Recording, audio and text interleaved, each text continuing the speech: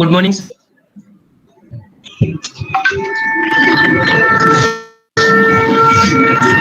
Sir, you are unmuted. Good morning. Unmute yourself. Yeah. Yes, Yeah. very Good good morning. morning. Can you Sir. hear me? Yeah. Okay. And Yes, sir. you can see me also? Yes, sir. We can see you Okay. also. Very Okay. nice to see you, sir. Okay. Nice. Okay, Amutha ma'am, follow me, ma'am. We can. Sir is here. So shall we start, Host, sir? please. Yes, Yeah. ma'am. I would like to check. 1 minute. Okay. Let me see if my presentation works. Can you see my presentation? Yes, sir. Okay. Let me also try to make it full screen. Is it visible now? Yes, it is visible. No, full Okay. screen is not visible. Full screen is not visible. So this problem is always there.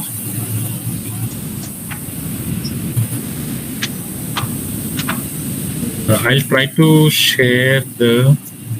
Sir, put it on slide mode, sir. It will be visible.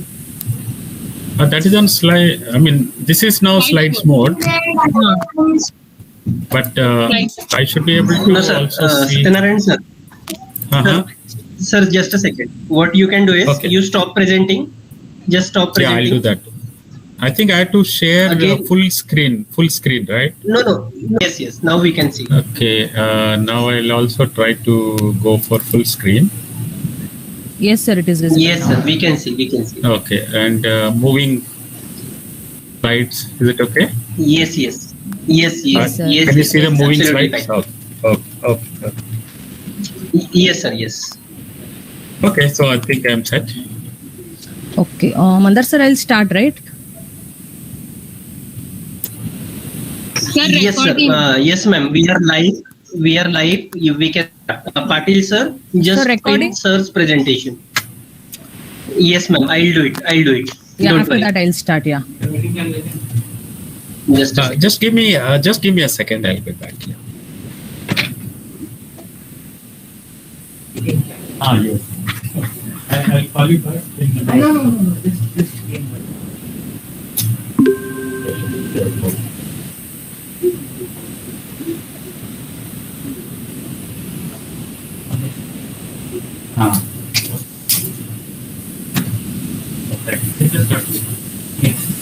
I'll call you back. Yes, sir. Good morning.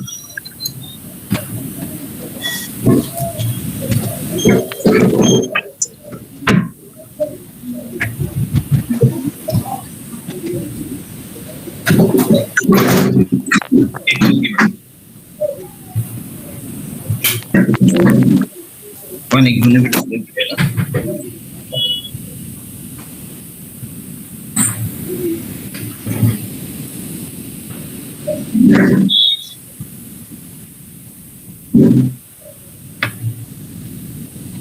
Yeah, I'm sorry. I'm set now. Good morning, sir. Good morning. Good morning, everyone. Yeah. So maximum participants on the YouTube. Oh, okay. That's fine. Good morning to one.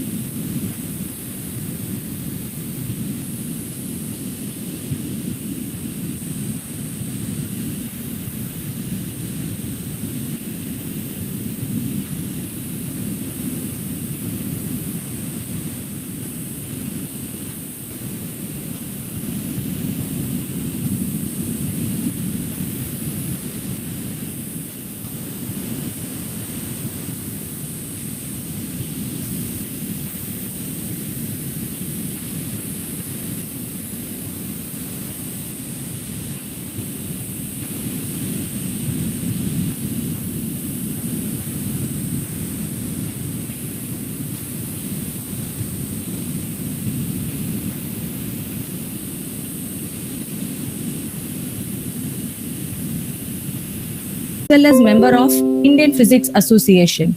He guided a large number of doctoral, master and undergraduate students. He served on many of doctoral and expert committees as well as academic council, board of studies and advising volunteer award for 2014 and IEEE headquarters MGA achievement award for 2016. He is going to share his knowledge on how to select project for patent. We welcome you, sir, and I request you to start with the session. Good ma'am. It's a great pleasure to be with you today, and I would like to also thank Dr. Bhavan Rinde and also Dr. Paulami Das for inviting me today for this lecture in this nice FTP program. And I had a little bit followed for the last few days, and I found that it is really very interesting, and also, the kind of choice of topics and the speakers, I think, must have brought good knowledge and impetus to the areas that you have chosen for this FTP. My little apology that, as I informed, the God particle, as it is known, was discovered in this experiment, and many other things were discovered and going to be discovered. Even day before yesterday, there was a new discovery that came from this. So the point is, the research is done at that kind of a scale by so many people involving so many countries and so on and so forth, right?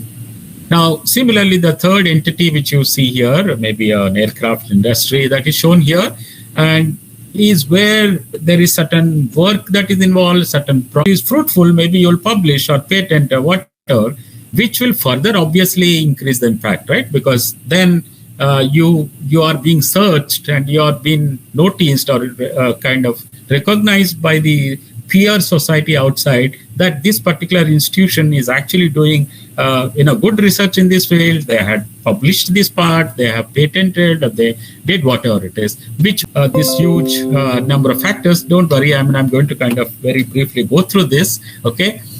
Because when the student enters an educational institute, namely a college or university at this stage, I think that is the first time, or probably the best period, where they understand what the research process means, how the scientists work, and what kind of problems they work with. We will see those problems, of course, research problems, a little later. Because when they are in school, okay, the bright student do understand what it means to be science, what it means to be research, and so on, but not quite like what are the steps that one goes through. And the students also try to understand that if I want to make a statement, an assertion, it actually requires a supporting evidence. I just can't, make some scientific statements without proper evidence, because they keep doing those experiments in the research lab, in their teaching labs. Now, since they learn, as I said, both theory in the classroom and a little bit of experiments in their teaching labs, this is the first time they kind of probably make connections between those two. And then, step by step, when they go from chapter 1 to the last chapter, they know how knowledge gets reconstructed literally brick by brick. And as I said above, since they work in labs, they kind of understand how to set up an experiment, how to connect wires, how to do characteristics of transistors and op-amps and integrated circuits or whatever it is. And the data that you get analyzed, the ability, you'll be able to analyze the data that you get through. And once the data comes through and analyzed, they will be also have a skill by which they can interpret the results and say that, okay, so from the input, characteristics of a transistor, and this is what I can interpret, this is what I can say, this is what I can deduce a load line or whatever it is, and our operating parameters. And most importantly, this is the first time where they can sit in the lab independently, they will be able to work on their own, and they also gain confidence. And most importantly, here I have highlighted in yellow, quite often we see the first time when we set up an experiment, most likely it doesn't work. So it is also a tolerance. It's also building a tolerance that look, even if I build a very small experiment, sometimes it doesn't work in the first time. So this feeling that it is important to know that failures and obstacles do happen when you set up an experiment. And those things really will make in science or technology or engineering or mathematics or whatever you talk about, right?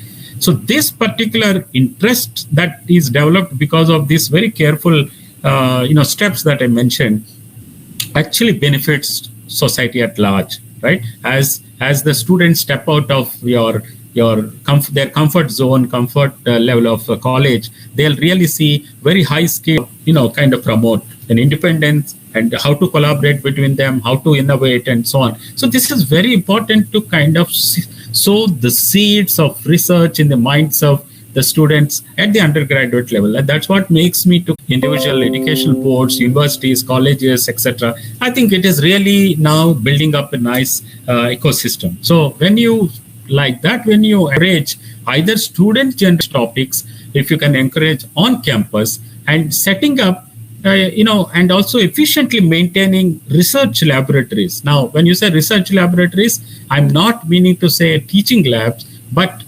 really the labs that will actually enforce a certain research. Look, now the problem is that unlike research organizations where a lot of money is pumped into, in the typical educational institutes, you can't have a very extended research labs. But what I really meant is it is possible that every university or college has a few selected areas and areas where probably it doesn't involve too much of investment in terms of equipment. I'll talk about such problems very soon. So, and also, certain where some of the problems that I'm going to talk about later can be, I think, very effectively researched in the undergraduate environment and the university environment or a college ecosystem and so on and so forth. Okay. Now, when we talk about, we keep hearing about this word, of course, STEM, you heard just now in my couple of slides back. Sometimes it's important to kind of get relationship or understand the relationship between the many more, and people are kind of extending this to even STEAM, adding even arts into it and so on and so forth. Okay, I mean, that's fine. At the moment, I only took science, technology, convert that into something which is, useful and make something useful for the human purposes, right? I mean, for example, if you talk about Maxwell equation, can I think of something using electromagnetic waves or whatever those principles? Can I make a telephone? Can I make a cell phone, etc., etc.? That is where you actually use the electromagnetics into doing something useful for the people. But of course, you need to also worry about when you talk about a certain principle, it should not happen that, there is also something what is called as, in some way, optimal conversion of the resources. Because if you talk about cell phone, I can't obviously have a cell phone which is $1 million, or maybe a cell phone which is 1 meter by 1 meter square, or maybe weight 20 kgs or something. I mean, nobody will actually buy or use a cell phone. So of course, engineer normally tries to kind of do an optimization of resources. It could be size, it could be power, it could be money, it could be weight, it could be time to market. Anything, right? Because those are the ones, only when you optimize the resources, the cost will come down, and then, the science via technology becomes affordable for people. And quite often, of course, when you work on science, we don't write big stories, but we try to kind of write science using equations. So therefore, mathematics is in some way maybe mother tongue of science, because mother tongue is where we are very comfortable in speaking.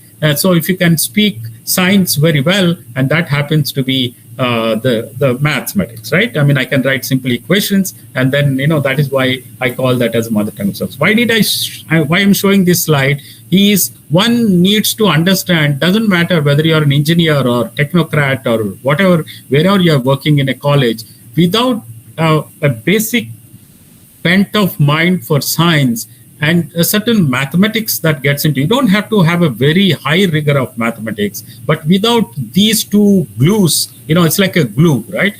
Without that, and it's very unlikely that you may be able to kind of do something which is very prominently something new that you kind of came out of either as a technology stream or an engineering stream. It's very important to kind of understand the interdependence of these things in order to be able to kind of come out with an output that is, I think, recognizable to people, or you can say something which can be published, something which can be patented, and so on and so forth. I think these kind of topics, it is possible that you already heard in the previous couple of days.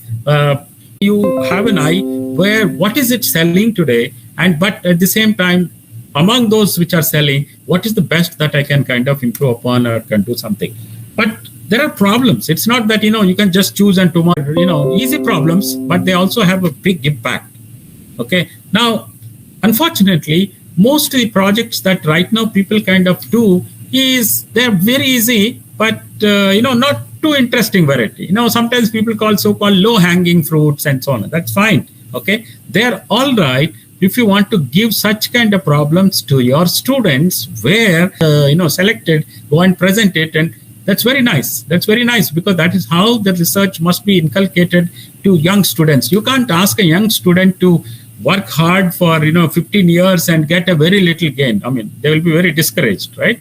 Okay. And sometimes, the research institute like ours, we work hard, but, sometimes the gain is very small because we have maybe believe the problem, which is very hard, is going to give a big benefit out of it. But sometimes it may not happen, right? But what is also important is that, sometimes the problem happen, right? But what is also important is that, sometimes the problems are easy and also maybe it will give a good gain. It may not be a student, but it may be somebody, who is senior, maybe a postdoctoral, maybe an assistant professor, maybe an associate professor even sometimes may kind of pick up this. And problems like this, which are very hard, but they're going to give you a big benefit. I don't personally suggest that to be practiced at an academic institution. Definitely not at an undergraduate level because it can actually discourage people, and also, of course, it will require a lot of money, which you may not be able to kind of get. So, therefore, of course, so many times, often we would like problems which are very easy and at the same time with high interest, etc. But that is not the case. I really wanted to tell you that there is a trade-off between what you can put effort and what you can gain. So I'm saying that I think it's very important to choose. Nobody will select, obviously, problems which are very hard and it hardly gets anything. These are definitely not in the education institute level. But even here, when you choose, you have to be careful in choosing such a problem, is what I want to tell you. Now, of course, when you start your research, when you start your working on a problem, people follow very typical research process that really happens. It is not something that I can add anything more knowledge to you because you're quite familiar with this, but just kind of give you a feel for it. Suppose I say that, we are talking about picking up a problem from what we saw before, and then we don't go and jump and start working on, we kind of see what is there in the literature. Sometimes you say review of, related literature, right? And then after some time, you kind of say, okay, I want to draw boundaries, the boundaries that I mentioned to you here. I want to draw boundaries, delimit what is my research problem. I'm not going to tackle all the problems in the world, right? And then, but even if I pick up a small, tiny problem, but I should really see what is my hypothesis, what I want to kind of do, what I want to start, what I want to give a theory, and what I want to kind of prove, right? So that is constructing an hypothesis. Okay, hypothesis is fixed. Now I want to actually go and build a model or simulations or maybe build some experiment, etc. So therefore, I need to know what are the variables, what I'm going to measure, what I'm going to work for, and how the entire research is going to be framed. What is my research process? What is my research project, and so on? And what are the various tools that I'm going to use for data collection? Right? There are lots of details that goes in. Imagine more than half of your process. Somewhere here is what I'm talking about, collection of data, but more than half of these steps are actually going in designing, planning, etc. Right? And that is so important because if you design an experiment very beautifully, very correctly, very accurately, I think rest of the job is half done. If your project is not planned well, it is ill-designed or not properly kind of planned, there is a possibility that actually you will lose the main purpose of the experiment, or maybe the experiment will be failure.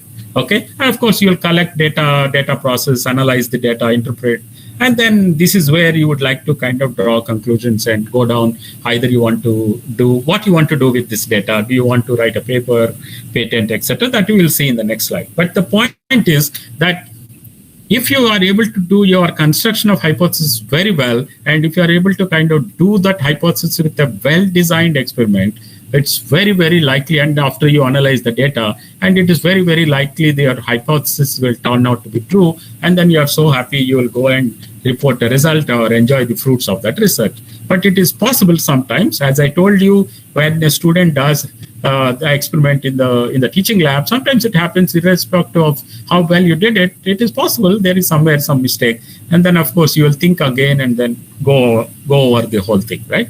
And this is a very, very common, very typical research process. That there's nothing that I really added something new, but I wanted to emphasize the fact that the hypothesis and designing the experiment and data analysis strategy is what actually is the main letters I have to decide. Suppose you say, no, I want to keep it as a secret or whatever, right? You say this. Okay. The question to ask is, okay, I am claiming I so-called discovered this, but is it easy to kind of reverse engineer or independently discover? So I did it today and I'm saying, this is what I got. Maybe another bright guy tomorrow, will be able to kind of do that well. The question is, if you say yes, if you say no, that means it is very hard. This is a great idea and so on. Now, you ask question then, is the technology that is going to change very rapidly in this? If the answer is yes, don't go for patent. Don't go for paper. You go ahead and keep that close to your chest. Okay, maybe seal it. That is a trade secret. That is a secret of KFC. That is a secret of maybe Coke or Pepsi or whatever it is. They don't patent, right? I mean, that's a trade secret that happens. Maybe your grandmom's, some of the dishes are trade secrets in some way, right? But if you say that, no, it is required, I want to kind of disclose to the public, the big question that you need to ask is to differentiate between it's going to be a paper or a patent is, what is the revenue potential of what I want to kind of patent? Is it much more than the IP processing, lawyer charges, litigations, maintenance, and so on, renewals, and so on? Because you'll find less than a few percent of the patents are actually earn some money to the author of the patent. Very little, very, very little. So you have to really ask yourself, is it worth doing a patent for an immediate money, right? And if you say, no, that's not opportunity, then again, the same thing, basically trade secret. So the idea that I really want to tell you today is to patent or not patent is something which you need to take, the decision based on economics and what, commercial spin-offs and benefits, not just because, it's something, it gives you a better edge or something. I mean, a good publication will also equally give you a better edge, right? So if you say you are decided to go for a paper, then of course it's a great thing. But quite often what happens is if you decide to publish and you don't do it, then people don't know whether you have done that work or somebody else, because the person who actually publishes it, that is the only one the world will know. And also somehow, if you keep working on a research project and don't submit your work for publication, then somehow people think that, okay, your work is not really good, so you are actually scared to submit or send your work for a peer review paper. And even I have noticed from my own personal experience, and I'm sure all of you will have something, if you are actually writing down in that some form for others, one thing is that is how the actually knowledge gets disseminated very soon. In the case of patents, there are, as I told you, less than few percent is only commercialized. There are thousands and thousands of patents which are just held together with no purpose whatsoever for the human purposes. I mean, patent is something supposed to be where, ultimately the fruits of that patent is supposed to be used at large to the humanity. Of course, you will earn money, that is fine. But that technology or that idea that you got in some way to the common public in some way, right? Useful for humanity. But because of, whatever you call, I mean, whatever the way of dynamics of patents, people are holding on to that patents with no money involved, no commercialization many times, and for no purpose is being served. So I think one has to keep in mind before you decide between patents and papers or whatever. That's all I was my point Yes. Okay. So now suddenly I'm changing my gear, and since I understand that this FTP is for electronics and telecommunication engineer faculties, I guess, and maybe some computer, maybe IT faculties also might be there. Here afterwards, I want to go through certain few problems or few typical research area done pretty well in a research environment. I mean, not just in a research environment, but also on an academic or educational institutions. Okay, that's what I want to tell you. For this, I need to digress and give you a little bit of intro about the topic that I want to talk to. Circuits in industry standard circuit becomes risky and time consuming to build big complex circuits, and sometimes there's not much of scope for correction and incremental development. Correct? We all know about it. So if you can make an integrated circuit which is programmable, like the way you write a program on a computer, etc., this will solve the problems which we kind of talked about. And this is what the users means a person who bought that IC might have may explore or even build something very interesting architectures, some new digital circuitry inside that chip, because it is programmable in the field programmable chip. So if I buy this chip and it might be my office or my home or my factory, I'll be able to kind of program a new architecture which will become very useful, which is not what the industry thought about it, but I have actually value added onto that, and which will enhance the functionality and performance of the system. For example, if I buy a microcontroller, if I see the spec sheet, it will tell me this is the microcontroller, these can operate at this frequency, this so many registers, so much memory, so much IO, whatever. Now, if I take a programmable chip and push, let us say, logic of this microcontroller inside that programmable chip, then I can operate this at a much higher clock than what a microcontroller I bought from. Maybe I can put more registers, I can put more memory, I can do many, many things. Not just that. Instead of one microcontroller, probably I can put 16 microcontrollers in one chip, right? Because this is microcontroller, probably I can put 16 microcontrollers in one chip, right? Because this is programmable chip. As long as I have enough real estate, I can put as many as I want.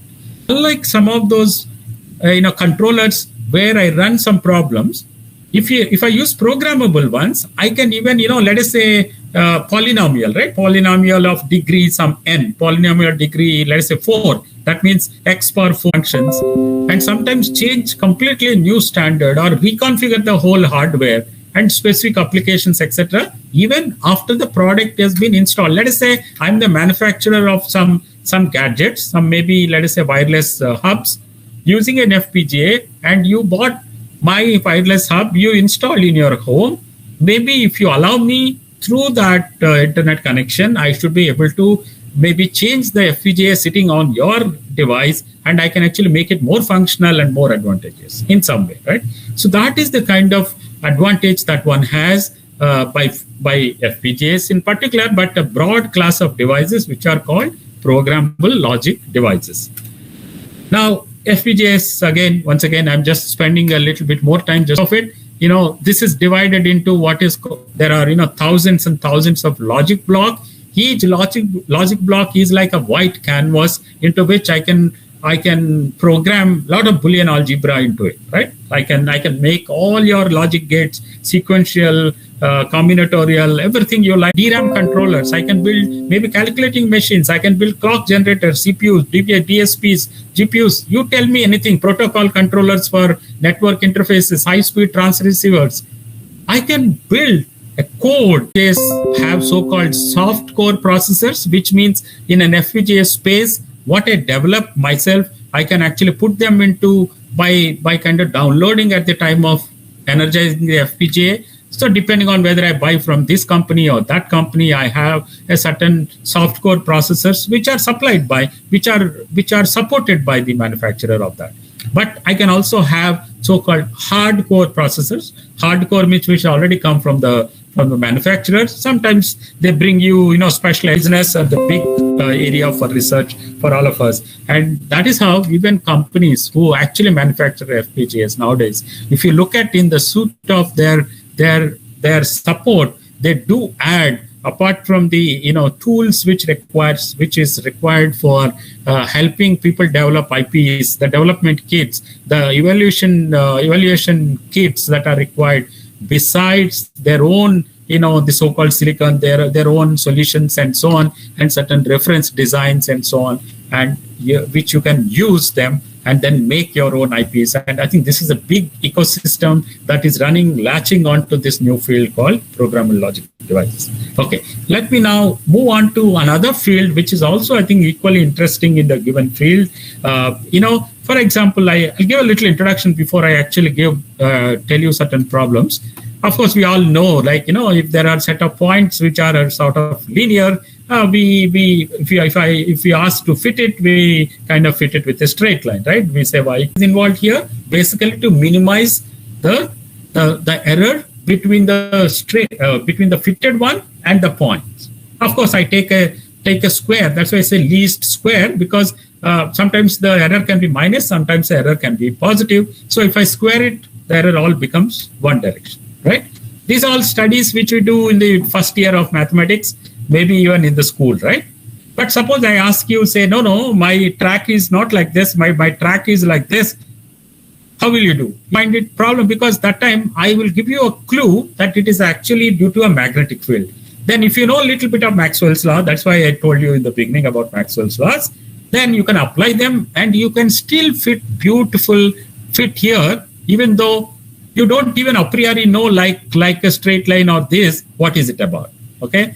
Now, below, if you see here, these are typical tracks that happen in a science experiment, the experiment that we do sometimes. And you can see it's like mad. There are thousands and thousands of tracks. Now, how do you fit each one of them? That is a big task for us when we want to do science in our lab. But these 3 or 4 examples should tell you, how do I actually, track? How do I fit? How do I recognize such a pattern? This comes down to a big problem of today. What is the most sort of the problem of, in some way of pattern recognition, in some way of fitting the data to fit into a certain hypothesis that we talked about, right?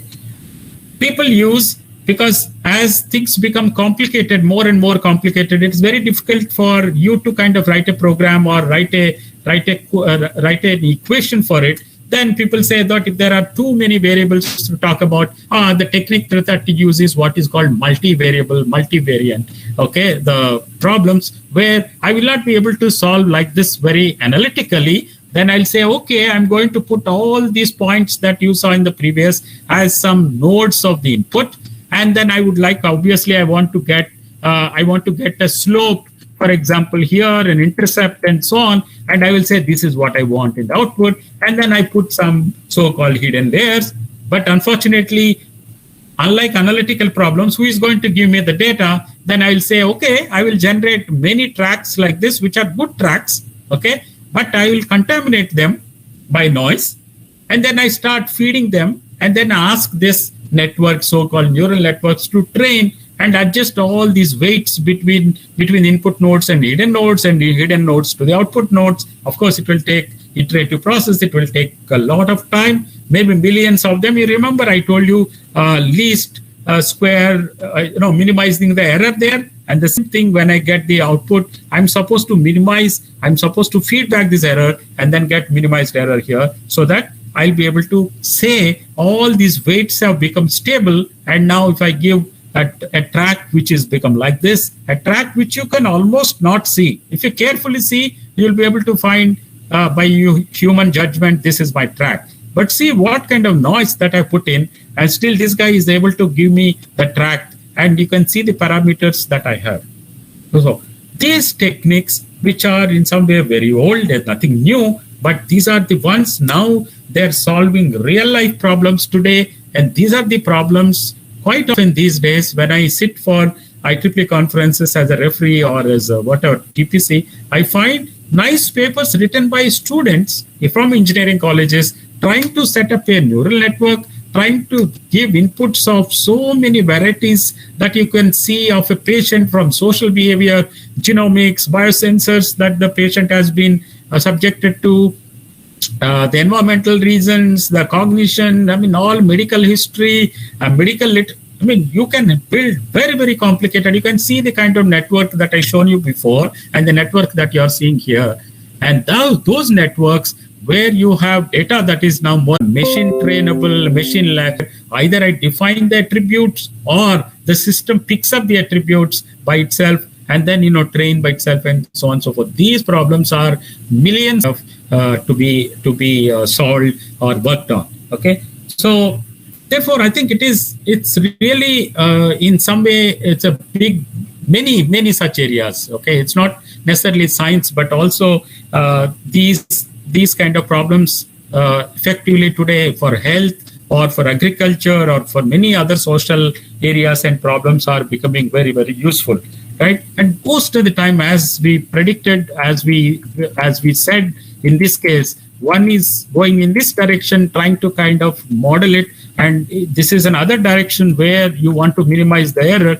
The class of problems, it need not be neural network. I can have some other, Huffman algorithm. I can have some other ways of doing that. That actual piece is not important, but the class of problems where I want to start forward modeling, where I want to generate the data, I want to simulate the data with certain probability of these variables, okay, and a certain parameter that I'm interested in this case, whether a patient is COVID positive or not positive, under the presence of certain noise. Noise means certain, I'm not sure. There is certain uncertainty about certain thing. And then when you observe, when you train, when you simulate the data, come back with the error propagation back. Okay, and then you say that, okay, this is the error, nuisance is sometimes called error, and then you do a reverse problem, and then I estimate exactly how the weights are kind of finally propagated.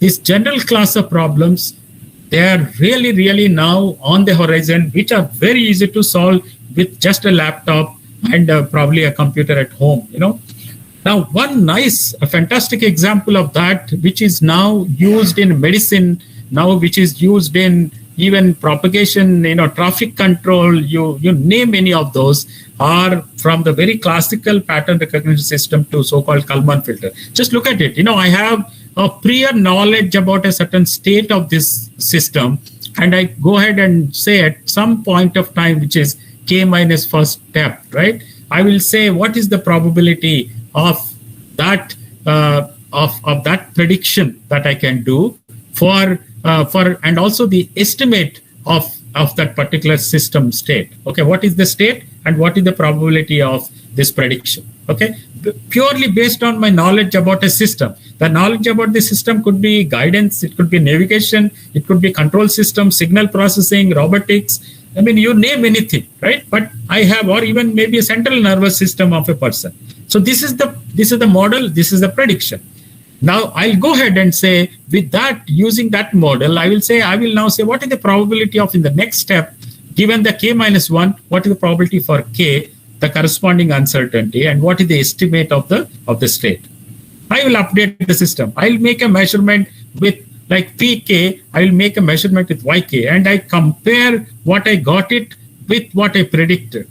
Now, if I already got a good enough minimum error, the way I shown it, I say that this is my solution. But suppose the error is not acceptable, then I'll go ahead and iterate until the error comes down to a proper level, right?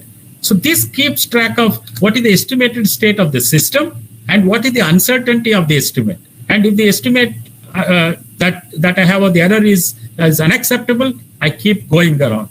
You might think this problem looks fantastic spin-offs because these are the same techniques today, after 20 years, after 25 years, all become common in many problems that we see around. In fact, some of what we call detectors, the detectors which we use for doing science, for example, one I showed you here, like a medical X-ray that if you see, there is a film on which your image of your bones and flesh is taken, right? It's a grayscale image. Now, these kind of sensors which we use in the science, in this case, for example, if instead of using a film, if I use a semiconductor sensor like this, and which is connected to the electronics by pixels, which I have about 256 by 256 pixels, it will give me a fantastic resolution of human, anatomy inside body to a level of a molecular level. I can actually see not just only bones or flesh, but I'll be able to kind of see every molecule, every layer of a body, and I can tell you, please tell me, a particular metal, a particular mineral, particular element in the body. It will be able to kind of give you a complete scan of that, once the picture is taken. These are the problems which are now increasingly becoming useful in the days of current pandemic, or even in general in the medical imaging. Okay, so how do you do it? Again, you require machine learning in some way to be able to find such a kind of image that the previous sensor has taken. Can I label each one of them as a cluster, and then can I identify, depending on the shape of those dots, whether they belong to a proton, whether they belong to, that is an electron, they belong certain heavy ionizing particle, a minimum ionizing particle, electron, doesn't matter, right? Can I identify these structures by looking at the picture that is taken by a hardware? Now, if I can do it, I can actually do what is called a count. I can actually give you an index of a message. It's not like a radiologist just looking at an image and deciding whether this white patch here looks like a pneumonia, this white patch here something. No, I can actually give you quantitatively what is that the patient is going to have, not today, maybe 5 years hence, 2 years hence, 1 year hence, and so on. Now, this is the fantastic area. Once again, you may not have a camera that can be built in a college, but algorithms like this are something which one can kind of work on, right? Similarly, when you talk about, okay, I will quickly move this because this is something you know about. So if you have an image like this, instead of a plain image which I shown here, if I give you an image of a patient of a CT, can you really classify the patient into saying that this person is having this kind of a score? It actually exactly comes to identifying these pictures from trained set of pictures, right? And then say that, okay, there is so-called Coronos score that is nowadays you keep hearing. But imagine these dots that you see, the patches that you see on lungs are something which you need to kind of go from primitives, which you are able to identify from just a 2D image, and can I really identify them into a particular species of cells, okay? And then, of course, you can monitor as the patient is given a more and more treatment, his or her lungs are getting cleared, or can you declare the patient is now COVID-free or whatever. Now, this image processing, identification, monitoring, predicting the patient status, etc., has a long benefit from coming from pattern recognition, which in general, as I told you, are benefited from long history of our work. Of course, today we are very proud to kind of say, right, that compared to human radiologist, the radiologist which is so-called, the machine in some way, which is based on a very large layer. I only showed you just 2 or 3 layer neural network. You are talking about 121 layer neural network is able to do much better, or at least as better as a human radiologist, in terms of able to decipher the patient condition based on chest X-ray image. This offers, as I said, is a fantastic opportunity for developing classification and image processing work that can be done in educational institutions. There are many such problems. One example I want to give you from agriculture is one of the big field now that is emerging a lot. Of course, it is a part of a bigger scheme of things called IoT, where I have sensors which are situated down there on the plant or maybe in the field. For example, so-called plant phenotypes. How do you monitor various aspects of a plant here, what you see here? There are what are called structural, where I want to see what is the height and what is the width, what is the total volume, what is the leaf length or stem height or leaf angle, because leaf angles also matters whether they're suffering with any pest or something and so on. And then you monitor in so many other parameters that are also given from the sensors which are there, like many times, the water content of the plant, the temperature content of the soil, the carbohydrate content of the stem, and varieties of these parameters. Of course, they come for you through sensors, maybe drones, maybe something else, or IoT sensors which are located there. But you have structural or sometimes physiological, sometimes temporal, with age. How is the plant growing? And sometimes fully, the whole holistic or component wise. Now, whether I'm talking about a macro scale or I'm talking about a micro scale, each of these elements. Now, the question to ask is, if such data is given, will you be able to kind of develop a model, based on the data that you have, will you be able to develop a model on how you will be able to monitor the growth as well as, the problems that are faced by this plant? Now, this is a back-end work.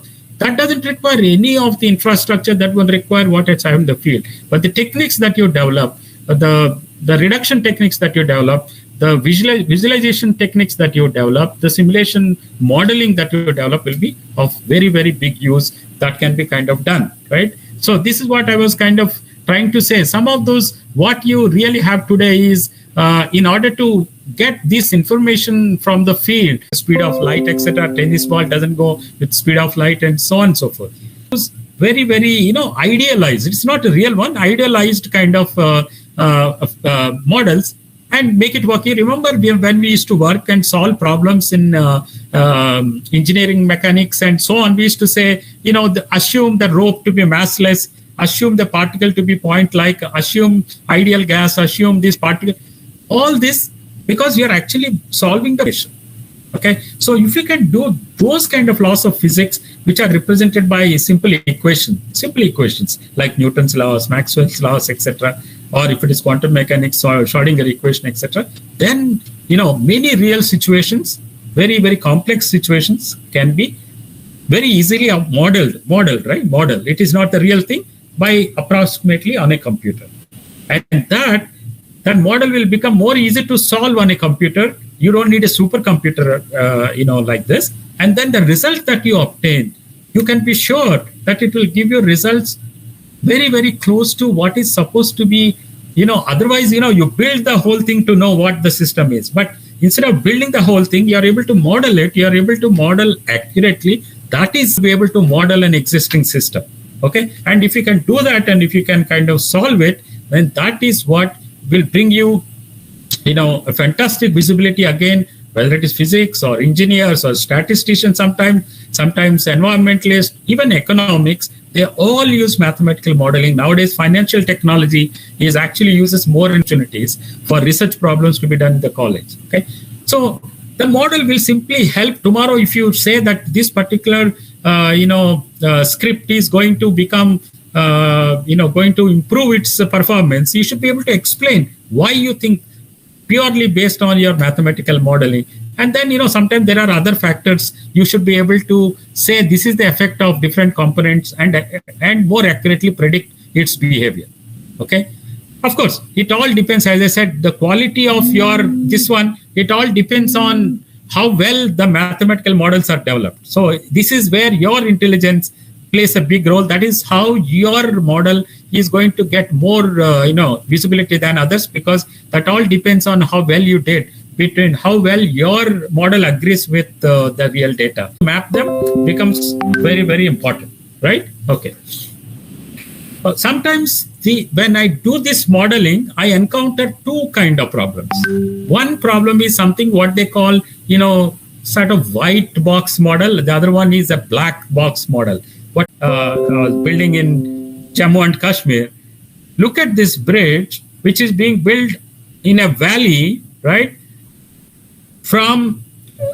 It's a long bridge. There is only one pole or one, stamp on which there is a half a kilometer long bridge, which is built with kind of ropes like what your Worli ceiling bridge is. Okay. And then some 100 cables that are going to be, and it is built in such a difficult terrain and difficult, soil and difficult environmental conditions, obviously costing a lot of money, costing a lot of tunneling, also, safety and so on and so forth. Now, how do you kind of predict the performance of such a bridge before it is even built, before even it is designed, right? One of the ways that you can do is, can I model the entire bridge, or at least piece by piece bridge, into doing mathematical modeling? And can I put all these external conditions that can happen and still prove that it is going to be extremely safe when it is built? I mean, don't you believe such a kind of mathematical modeling problems are going to go in a big way for in this time when people are involved with multi-billion infrastructural projects? This is a very, very one of the kind of projects, but it can be even small projects which will have such kind of knowledge and such kind of need. And then if you are an expert in trying to solve such kind of modeling problems, maybe you have a good, very good kind of a system, a very good opportunity to kind of work on these things. And that is about modeling, but there is also what is called a simulation, right? These are again computational algorithms which sort of depend on, I randomly take a sample and keep on taking a small sample to solve a big system, a deterministic kind of a system. And it's a very, very important problem, because sometimes the physical problems, they're very difficult to kind of solve them or imagine them, even like mathematically model them. But if I can take one random sample at a time, and if I can make millions of samples, then maybe I'll be able to reach a deterministic kind of level by what is called law of large numbers. What are large numbers? So if I say, suppose I am tossing a die, which is a 6-faced one, and so 1, 2, 6, right? And if I really toss that millions of times, I expect that the expected value of any number should be 3.5, because this is all 6 faces will have equal opportunity, and there are 6 faces, so 3.5. But when I start, tossing in the beginning, you can see my actual numbers in the green is not matching with the actual theoretical number. But if you go to the number of trials like 400, 600, 800, you can really see they absolutely match with this. Okay, this is basically what is called the probability of success in that toss, right, at the dice, is nothing but a series of small trials, and when I average them all, that it will reach to the theoretical probability. So this is very important, big technique that is used modern days to solve problems which are otherwise would have become very, very difficult to solve. You can't, suppose that big bridge that I shown you, if you are not able to solve them by bringing them into mathematical modeling, you will be able to kind of solve them more easily if you are able to have problems solved by this kind of technique, what is called Monte Carlo solution. Just I want to give you one example. You see here, suppose I want to find out what is the value of pi, right? Of course, we all know what is the value of pi, but if I don't know, if I want to start from Monte Carlo simulation and find out, I say that, okay, I'll bridge a square, which is one unit. Then I draw a quadrant of a circle, which is 1/4 of it, right? You can see this is a quadrant and this is a square. Now I keep shooting one stone at a time into this particular figure. And obviously this will have either some of them, those stones will be on this area, but this uniform, because I'm not biased. I'm just throwing one stone at a time. Now, if I keep counting all the stones in this area, all the stones in this area, right? And if I know that this area is pi r square by 4 is the quadrant, and the a square is the area of this, right? If I know both of this, I'll be able to tell you what is the value of pi. Now you can see, depending on how many dots that how many samples that I have, the smaller number of the dots is giving me approximate value. But if I go very high number of dots, it is able to come closer to what we know, 3.14 something, right? So this is the technique of Monte Carlo, right? Because of that, now people are able to use these techniques when you build such a massive structures or build big experiments or astronomy, astrophysics. But what is even important is a lot of uncorrelated variations when VLSI designers design the chips, analog or digital circuits. You are able to analyze both correlated means one correlated to the other, or uncorrelated variations in the integrated chips. Remember, nowadays people talk about 5 nanometer, 10 nanometer chips. how do you ensure that the chip works beautifully even if I produce billions of them? Suppose I built, let us say, a network biology, genomics, proteins. Today, you talk about all those, medicine development, etc. Even financial technology, risk in the stocks, etc., are being done. So what I'm saying is, again, each of these domains is in some way, even like what I shown you here, some of those typical ones I've shown you here, they're all good opportunities for you as faculties and also your students to be able to sit in college, maybe do it as a final year project, or maybe do it as a big project or something else. All these problems are networks, mathematical modeling, and they have visibility. If you talk about mathematical modeling of Mumbai road networks, imagine what kind of visibility it will have. Just imagine what is the relationship of people, faculties in a campus like yours. That will have a huge relationship. Visibility to that, right? And some of them have impacts of internet on economy.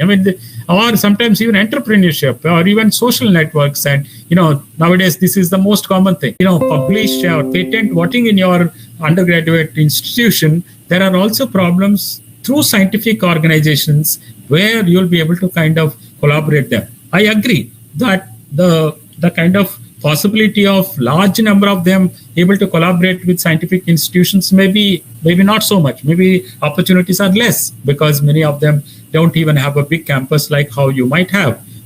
Definitely, faculties are involved. For example, management of the institutions have a big role to play. But of all the things, the most important thing to kind of start with is the areas or the topics that you want to do in your particular college should be very, very carefully chosen, because you can't solve any problem. You can't work on any problem because you have to see your resources in terms of funding and lab, etc. should be taken into account. Apart from your own interest in which topic units in a college, that will also act as a catalyst for the research ambience in campus. Because when your students see the activities, when they see the journals, when From the YouTube, can anyone help me with it? Asking the query. Yeah, I think someone is asked. I think there's some. Sir, thank you for excellent session. I don't know whether it is my doubt or question, but could you please tell me of the research whether it may or it will be failure or successful before executing the actual scenario? What do you think, sir? Yeah, no, you actually framed it very broad way. Okay. What I tried to kind of tell you by modeling or even by simulations, Okay, what sir. I try to say is that, let us say that I plan to build a certain civil structure. Okay. It could be a simple bridge. It could be my house. It could be like the bridge that I shown you, very complicated, right? A structure. It could be a mechanical structure. It could be a civil structure. Now, the point I want to ask is that, of course, your civil engineer, architect, etc., has actually designed, taking into account the loads, the span, the time, the sea winds, the salty water, and you name anything, right? They must have taken into consideration certain things and calculate. I need this kind of beams, this kind of cement, this kind of width, this kind of height, and so on. Now, what I was trying to say is, if you can model this structure into standard principles that you know of, physics principles, certain things can be Newtonian laws, certain things electrical domain could be Maxwell's laws, certain principles. If it is, it's less probable, but like, quantum mechanical laws, it could be something else, right? If I can, it's like saying that can I bring a spring as an inductor? Can I bring a piston as a capacitor? Can I bring something as a resistor and solve the voltage laws and node laws, standard network laws, checking that it is L and C and R, right? And I calculate what is going to be the current passing through, what is going to be transient response, time response, DC response, and so on. Now, if I accurately predicted that particular one to a resistance, this particular one to a capacitor, and this particular one to an inductor, if I solve this problem very accurately, it's very, very clear that the physical problem to where I'm trying to model, I'm able to predict it well. Great. But now I can even say, once I build that model, I can actually shoot some unknown impulse, unknown input to that network, and then study the network and give this feedback to the actual, system designer and say, look, if you assume wind velocity of 100 kilometers per hour, but if you say in this place, the wind velocity is going to be 120 kilometers per hour and your building is going to collapse. Now I can see in this chart. Yes. In that sense, you will be able to predict it, definitely. And for us too, even though it's a very complex phenomena where I told you Newtonian, Maxwell and all that, but we use quantum mechanical simulations. There we actually find that what we want to try to research by spending billions of dollars, whether it is going to be fruitful or not. And if we find that it is not going to be fruitful, we don't want to build and unnecessarily waste billions of dollars. So that is how the whole thing started. Simulation started as a tool for checking whether your physics is going to yield the results that you're expecting, right? And if you really do a good job, you will get a good Definitely, sir. Definitely, sir. Thank you for clearing my doubts, sir. Thank you. Yes, does anybody has any other question?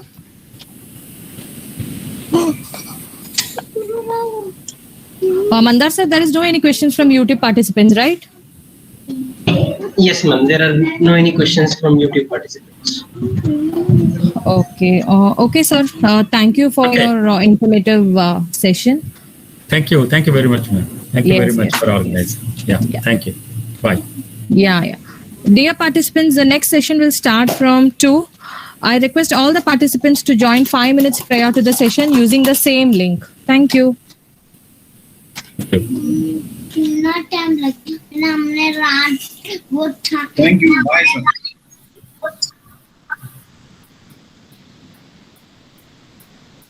Yes.